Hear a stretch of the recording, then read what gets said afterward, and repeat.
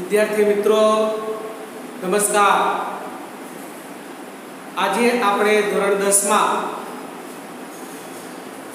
ડાંગવનો અને એ પાઠનો આપણે બીજો ભાગ જોઈશું।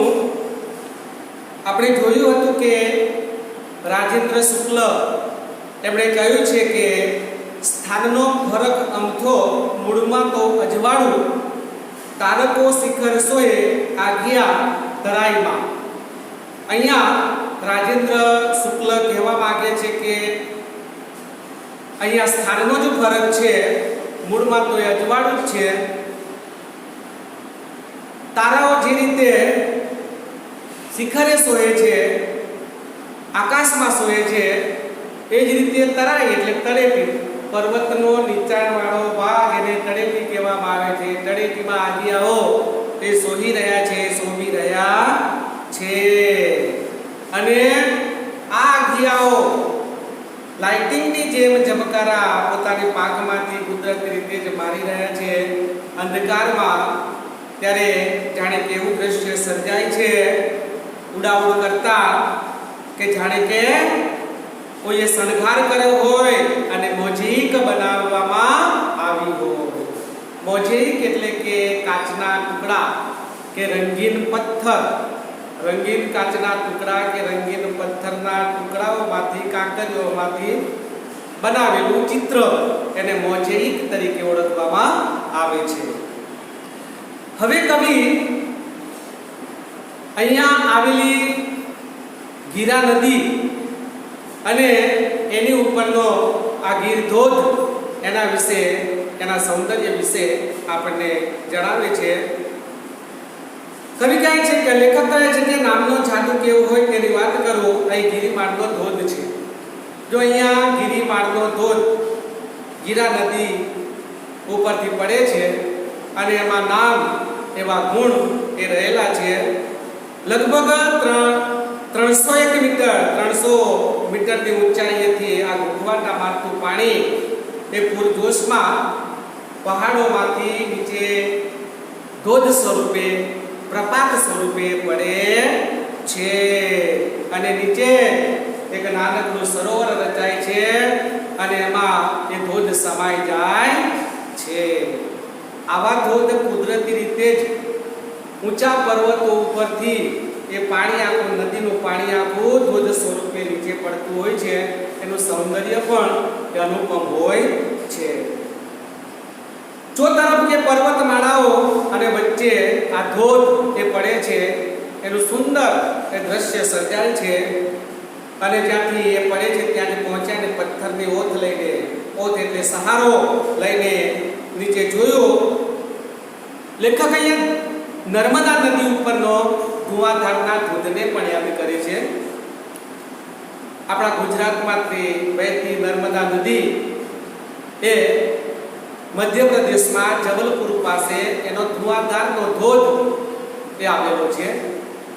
ધુઆધાર અહીંયા ઊંચા ઊંચા પર્વતો ઉપરથી આખી નર્મદા નદીનું પાણી નીચે ધોધ સ્વરૂપે ખાબકે છે, પડે છે।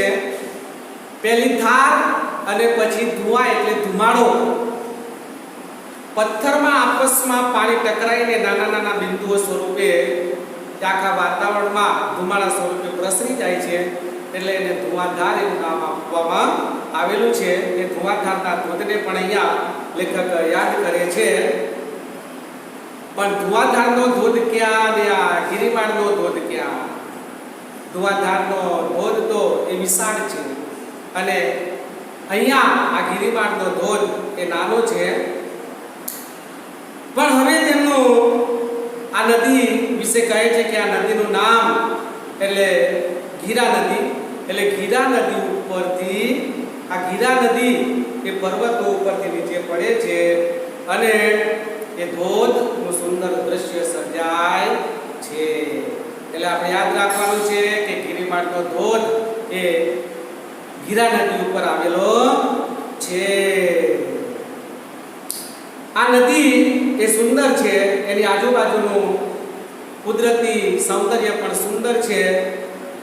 એ જ્યારે નીચે આખો ધોધ સ્વરૂપી આ ગીરા નદી પડે છે ત્યારે એ તળાવમાં સંચિત એટલે કે પાણી એનું એકઠું થાય છે અને જેમ પેલા ટચુકડા બુભુક્ષુ એટલે ભૂખ્યા, પેલા ભૂખ્યા માછીમારો જેમ ઝાડ નાખીને માછલી પકડવા માટે ઊભા હોય છે એ રીતે લેખક પણ એકીટસે ગીરા નદીના ધોધને એ જોઈ રહ્યા અને પછી એ જળ પાછું બંધાઈ ના રહે, તળાવમાં ના રહે, પાછું ગીરા નદીના રૂપે એ તળાવમાંથી આગળ વધવા માંડે. એટલે નામ પણ સુંદર છે ગીરા અને એનું ધોધનું સૌંદર્ય પણ અનુપમ છે.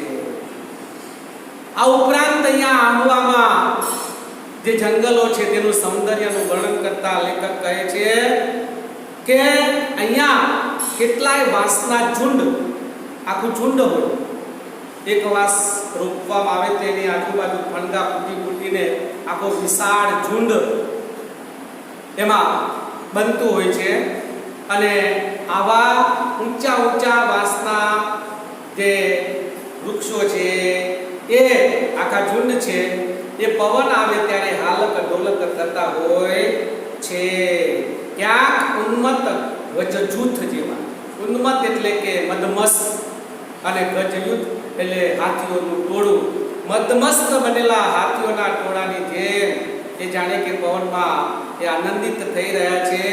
ક્યાંક એકલ દોકલ કે પ્રાણીઓ પણ જોવા મળે અને અહીંયા જે સૌંદર્ય જોઈને લેખકની તમામ વૃત્તિઓ એ ઠરીઠામ થઈ જાય છે, શાંત થઈ જાય છે, ડાહી ડમરી બની જાય છે. કારણ કે અસ્તિત્વના પરમતા અને ભવ્યતા બેનો અહીંયા એમને નજીકથી કુદરતી સૌંદર્યનો અનુભવ થાય છે અને તેથી જ લેખક કહે છે કે મારા સમગ્ર અસ્તિત્વ જાણે કે ધીમે ધીમે નાનું થતું જાય છે અને સાવ ઓગળી જાય છે. મારી દરેક કે મુસાફરી મારા માટે કોઈ ને કોઈ રીતે કે યાત્રા બની જતી હોય છે. પ્રયત્ન પ્રત્યેક સફરે કે હું નવો બનતો જાઉં છું, આ મારો અનુભવ છે. કુદરતી સૌંદર્યને જોઈએ એટલે આપણને નવા વિચારો પણ સ્ફુરે, આનંદિત પણ આપણે રહીએ અને એ રીતે આપણે નવા બનતા જઈએ છીએ. લેખક પાછા આહવામાં આવે છે એ પહેલા અહીંના આદિવાસીઓ, અહીંયા ડાંગ જિલ્લામાં વનમાં રહેતા લોકો આદિવાસીઓ તરીકે ઓળખાય છે. આદિ સમયથી, પુરાણ સમયથી વસતા લોકો આદિવાસી અને અહીંયા ડાંગ દરબાર પણ ની એમણે વાતો પણ સાંભળેલી. અહીંયા ડાંગ દરબાર પણ ભરાય છે અને ત્યાંના રાજાઓને ભેટ સોગાદો આપવામાં આવે છે. એ વાતો પણ એમણે સાંભળેલી. આ વખતે કે હું લોકોની દુનિયામાં આછેરો થોડો ઘણો પરિચય કે હું માત્ર મેળવી શક્યો. જ્યારે તક મળી ત્યારે કે હું જગદીશભાઈના ઘેર એ બાઇક લઈને નીકળી પડો. આહવાની ગલી કૂચીઓ અને એની આજુબાજુના રસ્તાઓમાં ક્યાંય હું રખડતો. સ્થાનિક પ્રજાને ત્યાં વસ્તી પ્રજા, કાયમને માટે વસ્તી પ્રજા એટલે સ્થાનિક પ્રજા, એને એમને એ બધાને જોયા કરે. તેમની લોક સંસ્કૃતિ હજી આજે એટલી જીવંત છે. આદિવાસીઓની લોક સંસ્કૃતિ, એમના મેળાઓ, એમનો પહેરવેશ, એમનો રહેણ સહન, એમનો ખાનપાન આજે પણ એમનું એમ જ છે. એમના ગીતો, એમના વાદ્યો એટલે કે એ વગાડવાના વિવિધ પ્રકારના વાજિંત્રો, એમના તહેવારો એ હજુય એ ટકી રહ્યા છે. એટલે એમની સંસ્કૃતિ ટકી રહી છે એમ કહી શકાય. સૌથી વધારે એમને વિચિત્રતા એ લાગે કે આદિવાસીઓનું એક મોટું સરઘસ, ગામના લોકો ભેગા થઈને નીકળે સરઘસ, એક સરઘસ એમણે જોયું અને એ સરઘસની સૌથી આગળ બે ત્રણ આદિવાસીઓ ફટાકડા ફોડતા હતા.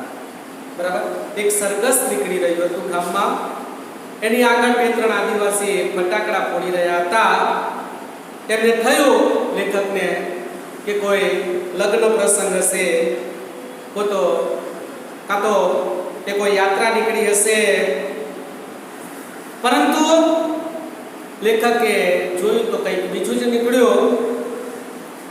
આ આદિવાસી લોકો મરણના પ્રસંગમાં, કોઈનું મૃત્યુ થયું હતું એ મૃત્યુના પ્રસંગે એ ફટાકડા આનંદથી ફોડી રહ્યા હતા. અને ત્યાર પછી આ ફટાકડા ફોડનાર આગળ ચાલી રહ્યા હતા. એમની પછી આ કેટલાક ડાઘુઓ શબ્દ એટલે કે મૃતદેહને ઊંચકીને ખભા ઉપર ઊંચકીને લઈ જનારા લોકો એને ડાઘુઓ તરીકે ઓળખવામાં આવે છે. એમને કાંધિયા તરીકે પણ ઓળખવામાં આવે છે. એ આ રીતે મૃત્યુના માનમાં એ લોકો આદિવાસી લોકો એ ફટાકડા ફોડતા હતા. લેખકને થયું કે મરણને ઉજવવાની આ રીત કેટલી કે તાત્વિક હતી. આ ભોળી પ્રજાએ આવું જીવન સત્ય કેમનું કે લાદ્યું હશે, મેળવ્યું હશે. જો જન્મ પછી મૃત્યુ નિશ્ચિત છે. જેમ જન્મને આપણે વધાવીએ છીએ એ રીતે લેખક કહેવા માંગે છે કે આપણે મૃત્યુને પણ આનંદથી વધાવી લેવું જોઈએ. કારણ કે મૃત્યુ એ સનાતન સત્ય છે. જેનો જન્મ થયો છે એનું મરણ ચોક્કસ જ છે.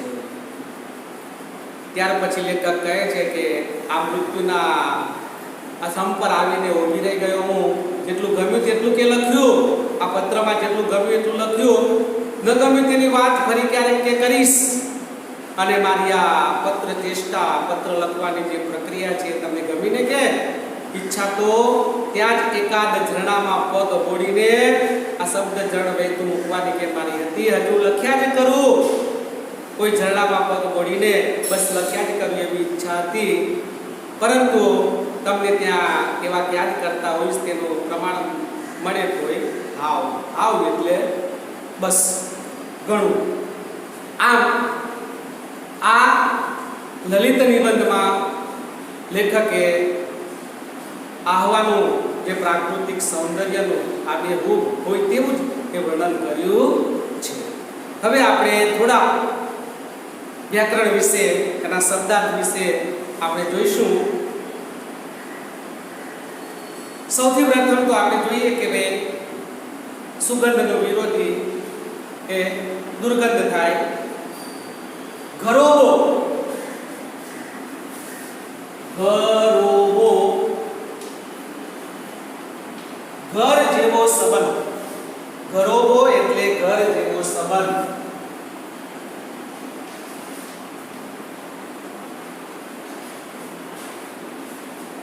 નિકટતાનો સંબંધ.